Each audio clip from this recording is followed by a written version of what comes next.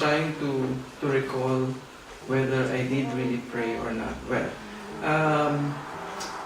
what I can remember is Irene is always proud that I am her first boyfriend, and I always tell her that she may not be my first girlfriend, but I'd like to believe that she is my first love. During that time, prior to actually courting her or meeting her, I actually thought of, I was maybe a few years back, I was thinking like being in, I thought that I would be involved in another relationship. So, and it turned out, to make the long story short, it didn't work out. So I promised myself and I promised God that I would not entertain any form of disturbance, distraction from serving or anything like that. So I was in that kind of situation wherein I'm not really looking for someone. But then I met her in church. Although we went to the same high school, but it was in the church where I met her, and I don't know. I'm just like, I'm a very careless guy that just like I would like to meet with people and just share stories with them. And you know, she's very quiet and very opposite with my personality. But somehow we I don't know what, maybe it is God's intervention. I get to spend some time with her and get to know her. And I still remember one particular night. We were coming from the Bible study, and I was walking her to their house because we live in the same village. And during that time that we were walking together, she asked me about my quiet time. And it was like, I was surprised, like no one in the church ever asked me about that. Like, who is this girl asking me of my quiet time? And right that instance, I'm not saying that I'm not attracted to her physically, but I would like to say that the attraction was spiritually first. Like,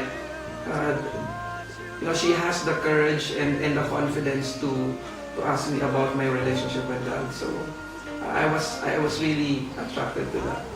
And we have during that time we have a sort of a complicated process in the church. We have this teaching called God's perfect choice. So during that teaching, it's like I'm not supposed to tell her right away. I need to spend some time in prayer. And after spending some time in prayer, I have to talk to one of our elders and informal elders that I'm praying for Irene. I'm considering her to be my lifetime partner. So, and that's about it. But I'm not supposed to do anything. I'm not supposed to act on anything. So it was just like that. And that's what I did. I prayed and I talked to one of our elders and told him that I'm praying for Irene. And of course, it's so amazing. I didn't know that she was actually in that kind of situation during that time. So I believe that it's really God's will or God's perfect choice for both of us. I didn't pray for a mate until I met John. I was confident that God has prepared someone for me. I even surrendered totally to God my desires. I was so careful not to enter into a relationship just for the sake of experience or out of pressure. I wanted to be sure that my decision is God's perfect will for me. I knew John in our high school days.